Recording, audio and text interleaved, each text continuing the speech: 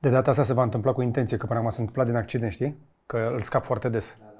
Îl scap o dată la câteva zile, așa că astăzi o să-l scap cu intenție încă o dată pe masă, că l-am mai scăpat la lansare. Fii atent. Și tocmai când mă pregăteam... Mă doare inima, dar de dragul științei pot să fac chestia asta toată ziua. Iar am ciupit masa. O să rămână urme de V3 și pe masa asta după ce am reparat-o recent. Ce scuze lui Nea Viorel. În mână am un prieten vechi și un adevărat tank care distruge mese. Acesta este Honor Magic V3.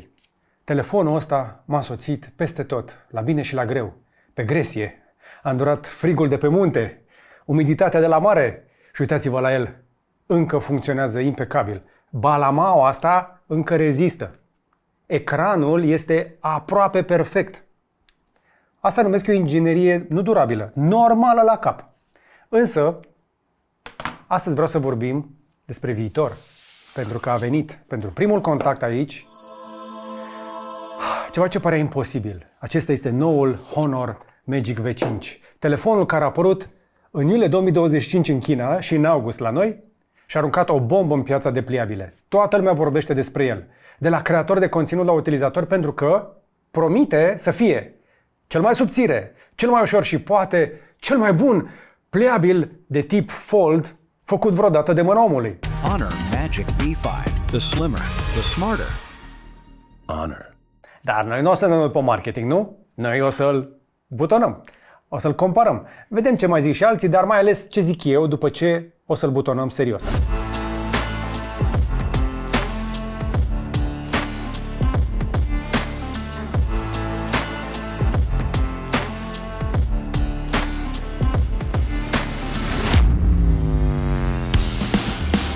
Așadar, să-i dăm drumul la primul contact cu Honor Magic V5. Umblă zvonul cum că în cutie nu ar mai fi încărcător. Oare să fie adevărat? Oare e adevărat? Oare cei de la Honor chiar încearcă să ne dea o mână de ajutor nouă celor de la Gadget Boutique, de la gb.ro, unde se vând încărcătoare rapide care pot livra atât de mulți wați? Pentru că am găsit cablu, am găsit husă, cu inel. Ce tare! Very, very nice!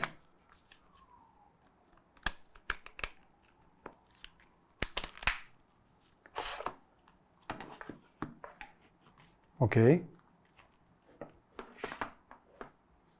Foarte tare. În orice poziție, dar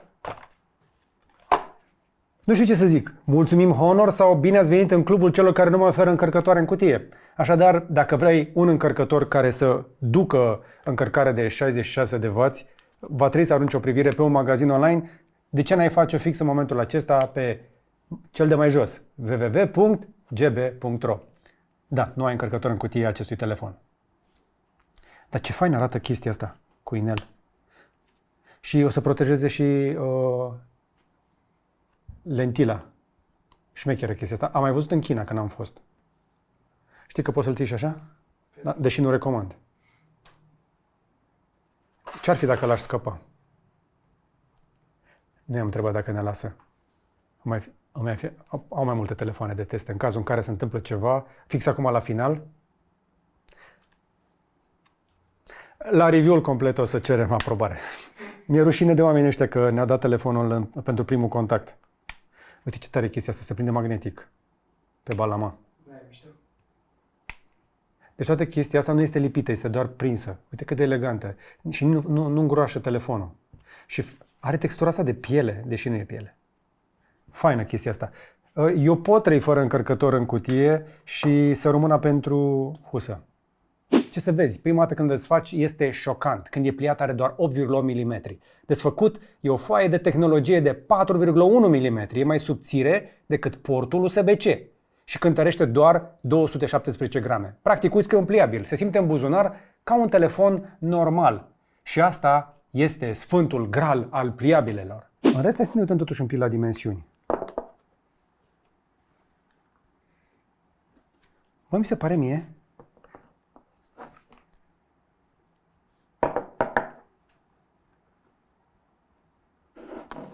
Nu vreau să zgârie ecranul, știi? Deci, telefonul este în sine mai subțire, dar modulul de cameră este un pic mai mare. Vezi? Da, da, da. Uite, hai că ce să mai arăt la camera asta. Deci, văzut așa de sus, bine, ăsta o să te și păcălească un pic, la care este culoarea asta mai aurie, care știu că le place multor fete. Mai este inclusiv o versiune Ivory, ăla este și mai subțire, ăla e cel mai subțire. Pe acel Ivory, spatele ăla au reușit să-l facă și mai subțire. Uite, acum, spre exemplu, balamaua asta complet refăcută, are și această textură, ca și cum ar fi ceva diamant. Te vezi că arată ca un diamant? Dar vestea bună este că acum ai un modul de cameră ceva mai convingător. Piața a muncit mult să ajungă aici, chiar și noul Z Fold 7, un competitor de top, abia atinge 8,9 mm. Faptul că Honor a reușit să coboare sub această barieră, chiar și cu 0,1 mm, arată o obsesie pentru inginerie și design neatinsă de alții. Au reușit asta cu o balama complet redesenată din oțel de calitate aerospațială și aliaj de titan, testată la 500.000 de plieri, 500.000. Asta înseamnă peste 10 ani de utilizare intensă ca la mine. Și da, se închide perfect plat, fără spațiu între ecrane. Deci să știi că percepția mea... nu, mi s-a părut. Au aceleași dimensiuni, vezi?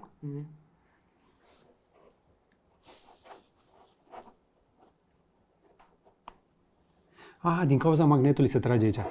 Uite, fii atent.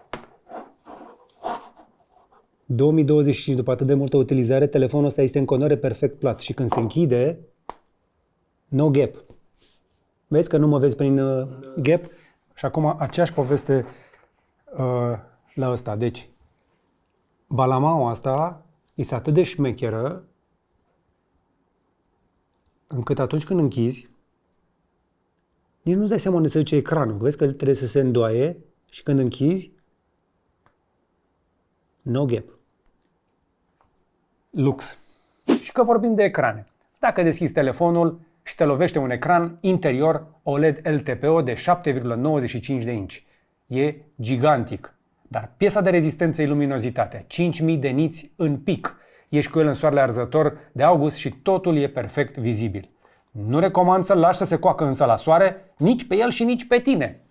Dar e incredibil să ai așa ceva pe un pliabil. E mai puternic decât televizoarele. E o plăcere să te uiți la conținut HDR. Ecranul exterior de 6,43 de inch nu e nici cel mai prejos. E un ecran perfect utilizabil. Nu o telecomandă alungită ca la primele generații de pliabile sau cum încă fac unele mărci pe telefoane mobile obișnuite. Ambele ecrane au refresh rate adaptiv de la 1 la 120 de Hz, ceea ce ajută enorm, mai ales bateria. Totuși, uite, dacă îl punem unul lângă altul, deja diferența la ecrane se vede clar. Ăsta nou este mult mai luminos. Hai să zicem că totuși îi schimb eu fundalul. Deci, luminozitatea la maximă pe amândouă. Se vede diferența? Asta e diferența de luminozitate între V3 și V5. Apropo, era să uit o chestie importantă. Știi de ce au trecut, nu de la V3 la V5? În cultura chineză, 4 e ghinion. Nu e Feng Shui. Da, deci pentru toți cei care se interesează, am pierdut eu un an, m-am trezit un an mai târziu, e bine, nu e vina ta, it's not you. Chiar mă gândeam când a apărut V4. Exact, n-a apărut V4.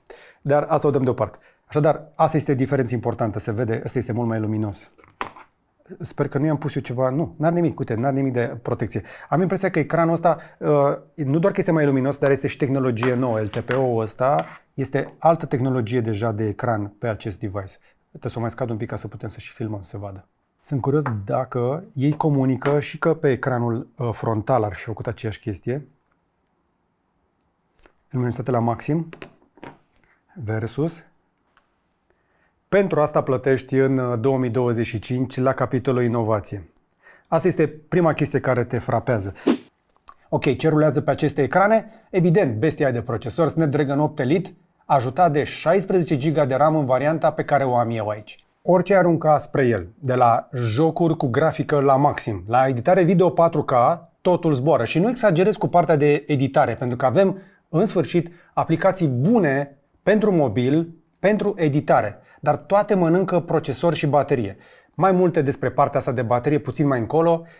Aș mai vorbi despre durerea mea cu abonamentele alea la aplicațiile alea scumpe. Să revenim totuși la Android. Android 15 deocamdată cu interfața macOS. E fluid, curat, plin de funcții AI.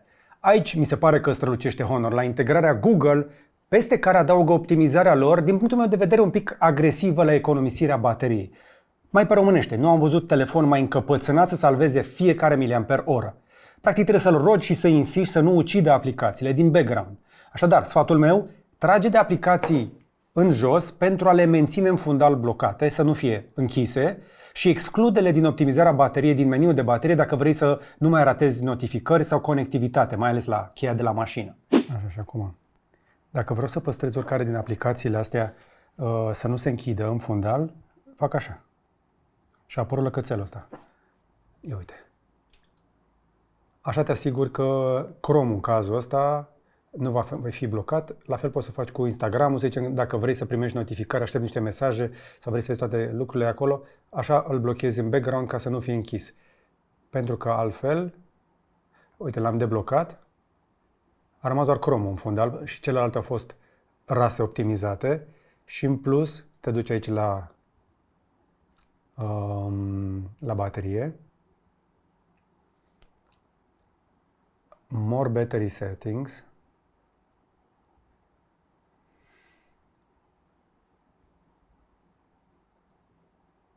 nu, acolo la App Launch, așa, aici la App Launch, recomandarea mea este să-ți cauți aplicația și pur și simplu aplicația pe care vrei să o lași să nu fie optimizată, trebuie să o debifezi. Manage manually, auto launch, secondary launch, run in background. În momentul ăsta o să ți-o lase în background tot timpul și o să ți-o lase să pornească dacă primește notificări. Adică, practic, e așa cum știam noi că merg aplicațiile în fundal până când le închidem noi manual. Pentru că, încă o dată, telefonul ăsta este foarte agresiv pe power saving. În general, telefoanele de la Honor, nu doar că au baterie mare, dar ca să-ți dea autonomia aia mare, sunt agresive pe power saving. Acum avem baterie să ne lăfăim cel puțin o zi. Pentru că aici Honor schimbă cu adevărat jocul. Într-un corp atât de subțire, mai subțire ca al oricărui competitor, a reușit să înghesuie poate cea mai mare baterie. O baterie uriașă de 5820 de mAh în varianta europeană, că în China au sărit de 6000. Și ca să punem un pic lucrurile în context, principalul său rival, Z Fold 7, oferă doar 4400 de mAh cu încărcare pe 25 de W în 2025. No hate, just numbers. Aici Honor au peste 30% în plus ca performanță și utilizabil. Și nu e doar o cifră, e o diferență care face diferența dintre o zi și a doua zi. O zi întreagă de autonomie în condiții de utilizare intensă, fără frică de baterie. Asta înseamnă o baterie atât de mare. E rezultatul tehnologiei lor patentate silicon-carbon pe care Honor o perfecționează și care îi permite o densitate energetică mai mare într-un spațiu mai mic. Încă o dată, asta e inovația adevărată, care încă nu a ajuns la Samsung și aparent nici la următorul Pixel Fold. E o baterie care rezistă și la frig și la căldură și faza și mai tare, se încarcă rapid la 66 de W pe fir și în sfârșit avem și 50 de W wireless. Acum o să-l bag la încărcat pe încărcătorul nostru rapid și să vedem cum arată încărcarea aia super rapidă.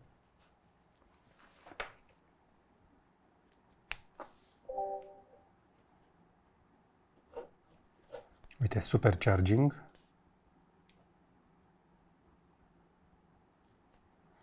Mi-arată o oră și 7 minute pentru că e cu ecranul deschis. Eu unul încă sunt uimit cum telefonul ăsta bagă mai mult de jumătate de baterie în 20 de minute și nu l-am iertat în nicio zi. 100% de fiecare dată pentru că vreau să am baterie toată ziua, pentru că știu că rezistă. Așadar, care e verdictul? După primele minute de contact mi-am dat seama clar. Asta este o demonstrație de forță inginerească. E telefonul care arată ce înseamnă cu adevărat un pliabil matur pe care o să-l cumpăr și eu dacă și când cedează acest V3 pe care îl torturez de anul trecut încoace. Pentru că nu sunt exagerat de diferite. Fără husă, fără jenă pentru baterie, încărcat mereu la 100%, forjat, nu folosit, ăsta arată așa, e ca nou încă. Ecranul interior, ecranul mare, de pe Honor Magic V3, nu poate fi acoperit cu folie din comerț. Pur și simplu nu există folie pe care poți să o cumperi pe el. Știi de ce? Pentru că nu ar putea să facă chestia asta de fiecare dată. Și uite și tu.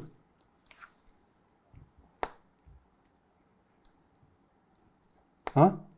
Se aude? Am făcut chestia asta deja, cred că de multe mii de ori. Și nu are nimic, nu are nicio cută. Uite, abia se vede un pic cuta. Și uite, pe negru, abia poți să vezi în unghiul ăla. Eu nu observ când îl folosesc. Ți-a lansat negru ca să vezi, l-am șters. Nu are nici o zgârietură. Și nu există folie, da? Deci fără folie, aici are niște mici urme de zgârieturi, vezi? Nu se văd pe camera. Sunt atât de mici, probabil. Am mai observat o chestie, uite, spre exemplu, aici unde fac, este unul dintre puține locuri unde ar putea să intre praf sau mizerie. Eu am reglat inclusiv aspersoarele cu telefonul în mână. Praf, noroi, apă, chestii genul ăsta, nu are nimic, nu-l deranjează. Spatele ăsta, am avut un skin pe el, l-am dat jos recent pentru că mi-era dor de culoarea asta verde. Dar, pe față, nu am folie. Uite cum arată ecranul original, pe care l-am scăpat și mai devreme, după atâtea luni de zile. Cred că este singura zgârietură pe care pot să ți-o arăt de pe ecranul frontal. Și asta nu este un ecran, nu este un ecran perfect plat. Are curbură pe margine, deci este un pic cu efect de waterfall și astea sunt sensibile pe colțuri. A căzut în toate pozițiile și în continuare nu are nimic. Singurele locuri unde pot să-ți arăt zgârieturi sunt colțurile. Uite, vezi pe asta? Asta de aici. Pe asta o vezi? Stai așa. Da. Așa. Asta de aici. Și atât. Și singura chestie, aici mi-ar fi plăcut să pună o sticlă un pic mai rezistentă. L-am frecat cu camera de la un iPhone care are safir pe spate și sticla care protejează camerele are niște mici zgârieturi. Le vezi? Acum, nu cred că pot ei să pună safir aici. Cred că trebuie să ducă să cumpere din industria ceasurilor elvețiene dacă vor să pună tocmai modulul ăsta. Dar ce altceva aș putea să-i reproșez? La capitolul durabilitate chiar nu ai ce să-i reproșezi. Un telefon pliabil, fără husă, folosit luni și luni de zile și în expediție pe munte, și la frig, și la zăpadă, și la căldură, și la apă, și la orice. Chiar dacă nu are specificații IP68, ăsta a îndurat foarte mult umiditate și nu are nimic. Fără dungă pe ecran, fără zgârieturi pe ecrane, doar câteva mici lovituri pe canturi care nu spun adevărul despre piatra cubică pe care l-am scăpat de prea multe ori.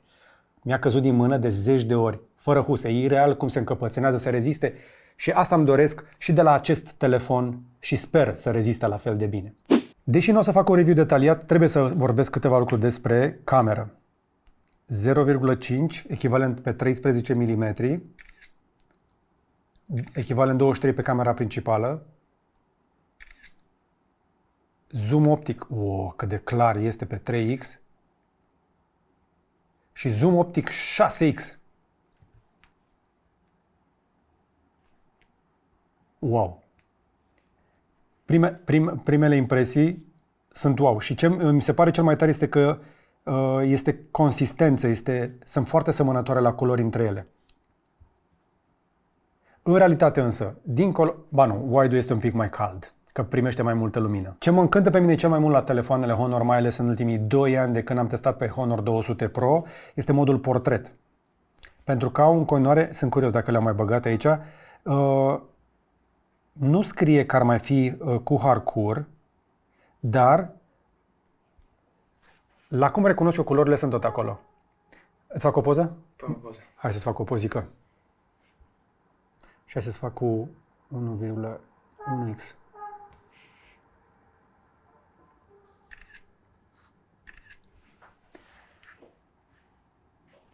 Și văd sub ochii mei procesarea. Te vezi cum te-a procesat? Da. Da, ești frumii. Da, arată bine. Nu ești nici blond. E părul tău. Dar e ca și cum ai trecut prin Canva și ai dat upscale, nu? Da. Arată fain? Arată bine, îți dai seama să o postezi și... Arată exact cum trebuie. Partea de portret, așadar, mi se pare că asistată de inteligență artificială este în continuare un plus pentru ei. Însă, pentru că avem pliabil, nu trebuie decât să mă duc să apăs pe butonul ăsta.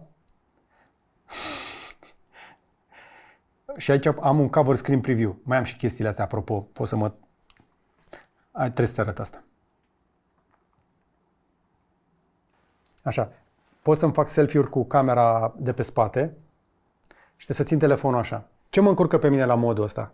Este că mi-ar fi plăcut să am un buton și pe partea asta. Să am un shutter pe cantul ăsta, pentru că am camera aici, am ecranul aici și trebuie să apăs pentru poză aici. Alternativa este să fac așa sau... Da, acum aș putea să fac poză așa. Dacă ai o mână suficient de mare, o să-ți faci selfie-uri așa.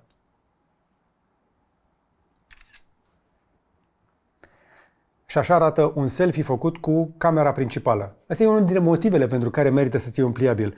Avantajul este că poți să faci inclusiv conferințe și vloguri și chestii așa. Poți să te duci aici, video, pe camera principală și poți să exagerezi, să te duci până la 4K cu 60 fps. Uite, așa mă văd pe camera 1X. Este, mă lasă să comut? Mă lasă să comut în 4K la 60 fps pe 0,5, 2X și 3X. Wow!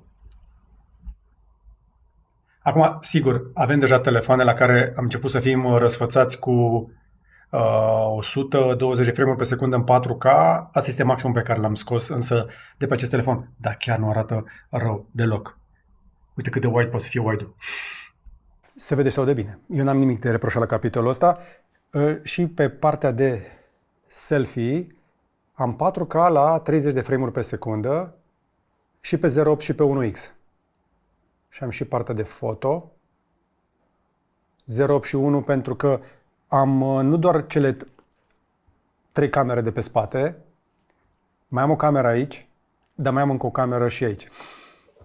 Așadar, nu ai 4, ai 5 camere mai nou. Foarte mulți megapixeli pe telefoanele astea. Încă o dată, review-ul detaliat îl las pentru mai încolo. Acum am vrut doar să văd dacă are ce-i trebuie și cred că ai mai mult decât suficient, pentru că, pentru mine, punctul forte este consumul de video pe un ecran atât de mare. Așadar, să revenim la el. Să înțelegem unde stă cu adevărat.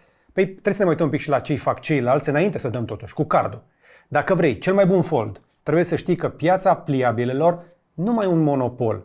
Avem și Vivo cu acel X Fold 5 Pro care luptă cot la cot cu Honor în războiul milimetrilor și gramelor și ei sunt incredibil de subțiri și ușori și vin adesea cu un pachet foto foarte strong, cum ar fi, spre exemplu, optica aia de la Zeiss.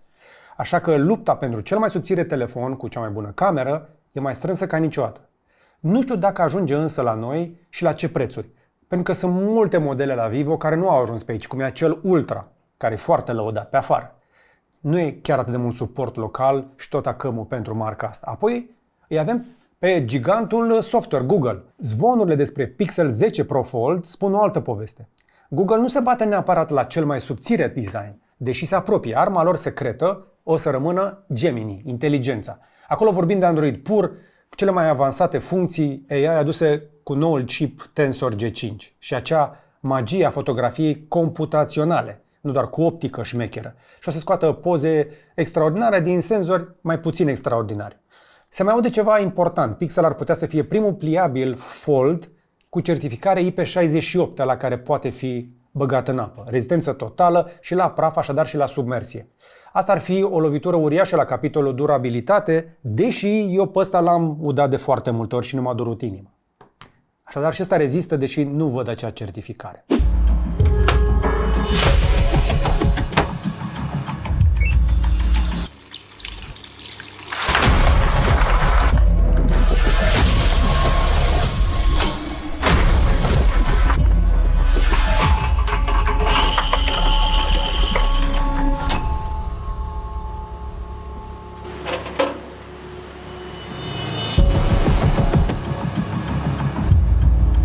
Dacă e să vorbim despre mărcile care contează, despre Z Fold 7 am mai vorbit puțin mai sus. Samsung a ajuns așadar în sfârșit, prin 2024 cu tehnologia de pliabile la capitolul dimensiuni, e prin 2025 la procesor și ceva camere, dar e încă în 2020 la baterie și viteza de încărcare. Mă mai preocupă la ei chestiunea celor abonamente de AI care expiră după un an, doi, dacă vrei funcțiile la Gemini, pe care însă le poți urla oricum pe orice alt device, pentru că Google l-a făcut cam gratis cu niște limitări pentru oricine are, apropo, Gmail. Și atunci, unde se poziționează acest Honor Magic V5 în acest univers destul de mic al pliabilelor? Eu cred că i-au făcut o alegere strategică șmecheră. Au înțeles că pentru majoritatea utilizatorilor, cele mai mari frici la un pliabil sunt grosimea și autonomia. Și au atacat exact aceste două puncte. Chiar dacă Vivo e în coasta lui la design, iar Google promite a fi ceva mai deștept, Magic V5 este regele autonomiei într-un pachet super rezistent și ultra subțire. A livrat o baterie cu o capacitate masivă de aproape 6000 de mAh într-un corp de sub 9 mm. Asta este performanța care îl definește și îl diferențiază. Pe lângă faptul că e cel mai subțire. Așadar, dacă vrei un pliabil care să nu-ți facă gaură în buzunar și mai ales să nu te lasă fără baterie în mijlocul zilei, mă refer la greutate, nu la preț, Honor Magic V5 este în momentul ăsta cea mai impresionantă alegere. Dar, voi ce ziceți? Ce ați alege voi în 2025? Inovația hardware și bateria de la Honor, inteligența software de la Google, pachetul foto-video de la Vivo sau brandul de la Samsung? Aș vrea să aud asta mai jos la comentarii, cât se poate de civilizați. La final, dați un like dacă v-a plăcut, un share să vadă și prietenii și un subscribe dacă nu ați făcut-o deja. Trebuie să menționez că acesta este un prim contact. Trebuie să mai menționez că nu a fost plătit, nu mi-a zis nimeni ce să vă zic. Sunt impresiile mele la prima atingere a acestui telefon care se lansează fix acum când publicăm acest clip. O să revin după vacanță cu un review detaliat, dar până data viitoare, să vă fie numai bine!